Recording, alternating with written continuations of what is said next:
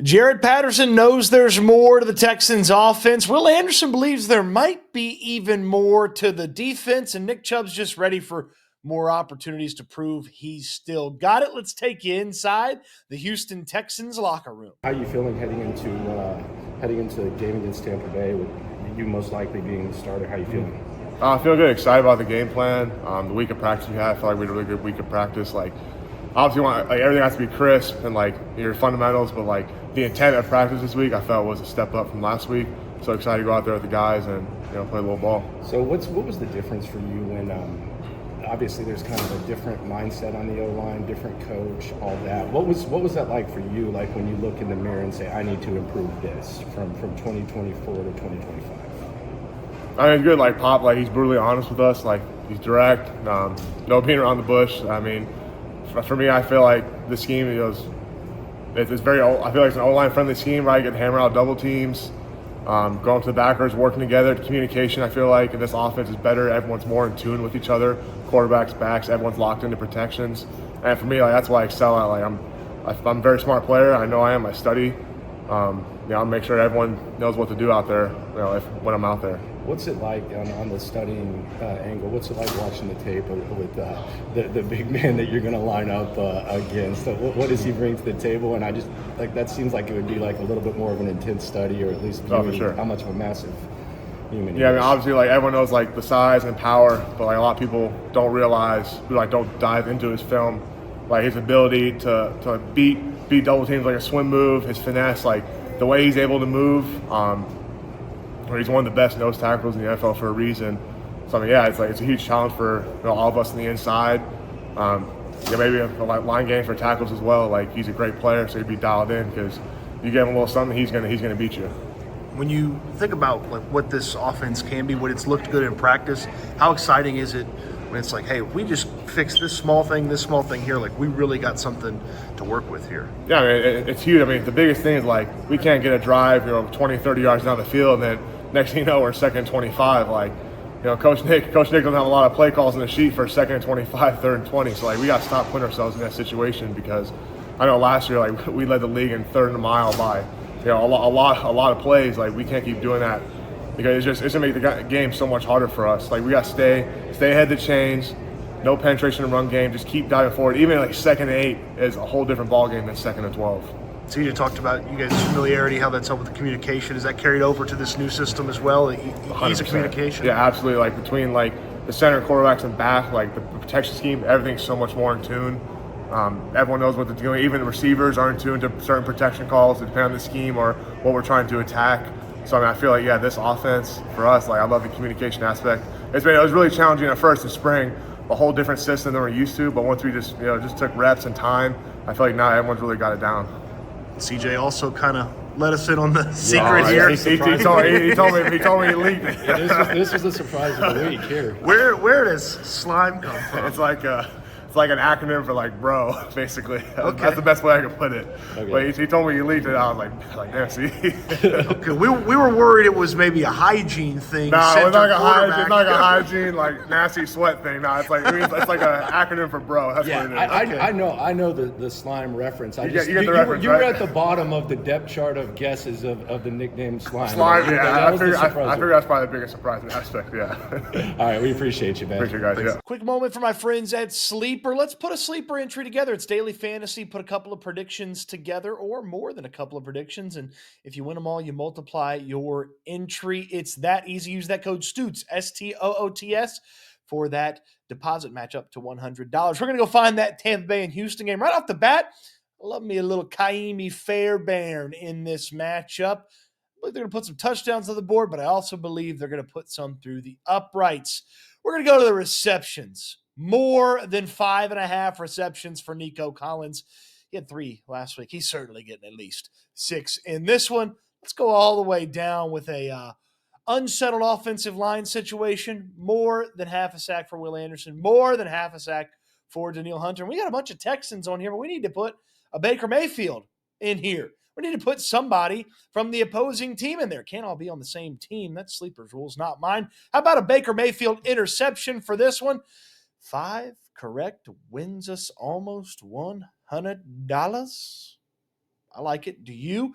Put that entry in. And again, sleeper, daily fantasy, such an easy and fun time to get in there and put a little extra into these games as you track the stats. Daily fantasy is so easy to play with Sleeper. Stoots, STOOTS, for the deposit match up to $100. Terms and conditions do apply. Check those out. Sleeper's terms and conditions, operational over 25 states. Use code STOOTS, STOOTS, when you get signed up at Sleeper. The challenges of this offense of Tampa, especially the way Baker's playing? Yeah, they're very explosive, man. I think they have a really great offensive lineman that really protects them really well. And, of course, Baker, man, he's a tough guy. Can extend plays with the legs and his arms, man. He doesn't mind, taking a hit or two, man, to get the first down and get the touchdown. Also, you look at Mike, the new rookie that they have, very explosive wide receivers. The back, he's really good. So it's going to be a great challenge for us. I thought we did a really good job preparing this week for them, and it's going to be an exciting matchup. Yeah, they've been dealing with a lot of injuries. Of course, Tristan Wirfs coming back. Mm-hmm. I think the right tackle had an ankle injury but came back. Like, how do you prepare for that when you don't know whether somebody might not play or not? Yeah, man, it's the NFL. We have film on them and just studying them, but it's respecting our opponents no matter who's on the field, man. And it's really just about us going out there, executing our game plan and making sure that we're in our, we're dialed in, detailed, and making sure that we're rushing together, playing together, and just being one. Well, is there an elusiveness factor with Baker? We see sometimes he is willing to run. Yeah, most definitely. Like, Coach made a whole cut up, man, of just him escaping the pocket, him escaping, people missing sacks on him and stuff like that. So it's going to take all 11 guys to get into the ball and really wrap him up and get him down. Defensive backs are talking about having to cover their receivers twice. Yeah. Do you almost have to kind of take that mentality when he's involved, extending plays? Yeah, Coach Ryan's made a big point, man. Keep rushing. Don't ever think you got him, man. Everybody keep rushing, keep hunting, and getting to the ball. Well, you played in some real big games throughout your college career. Is there any difference in playing in those type of games and playing in the games that you all are heading into now, the home opener, Monday Night Football, first time ever? Yeah, man, football is always going to be football. And I think that's like one of the biggest things for this team, man. It's like ball ain't never changed. It's been the same since you've been 5, 6 years old, man, just at a bigger stage. And it really just the biggest thing, man, just going out there having fun, letting loose, man, and just letting go, man, and just letting your instincts take over and just doing your job. Well, when you don't start the season with a win, what's the hunger like? Obviously, you want to win every week, but Yeah. in particular, you're at home, all those things, kind of the country's watching, just to get back on the winning roar. Yeah, most definitely. I think it's just like how we respond, like what's next, like what's our mentality going to this game, man. And the mentality is to win, man. But it's just going to take all of us executing, man, being dialed, and just having urgency. And it's just more mental urgency to get the job done and compete. That being said, is there something special about a primetime game at NRG? Everybody's watching, man. We got the fans here. Hopefully it's open, man. We just get to get this W for the fans. Well, what are some of the biggest things that you kind of took away from that Rams game and kind of improving on defense? Yeah, like I said, urgency, mental urgency, man, to get the job done. Everybody executing, everybody be on the same page and moving around. In general, do you see some chances to do even more? Yeah, I mean, that's always a plan to get better as the season goes on, as weeks go by. We got a great week of practice this week, so I'm looking forward to go out there Monday night. What is it about kind of going later in the game that you feel like you're able to get better as the game goes? I think as the game goes, I think every running back agrees to that. He's getting a better rhythm, and as the game goes on, you're stronger. So, yeah. Nick, are you encouraged by, this was your first real game with these guys, and you had about a 4.1 average and some yardage. Do you feel encouraged by it, sort of glass half full? I mean, I guess, at the end of the day, we didn't win the game, so that's all that matters to me and this team, just to win, whatever that looks like. So we'd love to get a win this week. Talking about that, as you guys look to bounce back, what would you say was the biggest lesson for you? Probably the biggest lesson, just take advantage of, our defense being so good and score some points for them and help them out a lot. I think offense, we hurt us not to score a touchdown in that game. And looking forward to going out this week and improving in that area. What do you feel like you guys did well offensively against the Rams? I know not getting into the end zone, but there were some positives. The group up front did give you some lanes to run it. What'd you like? I think just overall, I think we all played hard. We communicated, we played hard. We got behind the sticks, and it's hard to play like that, especially in an away game with their fans cheering loud. So just the biggest thing is just us continue to communicate, loud, and go out there and put everything to work. Nick, last one from me.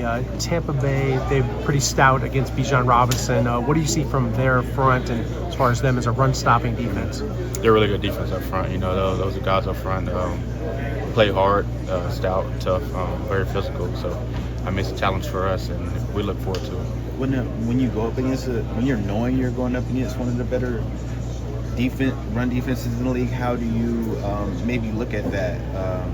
How do you maybe approach that as a player? Well, you start by having a good week of practice, you know, and that's what we did. And other than that, you know it's going to be a grind. So you get your mind right for it. You get prepared.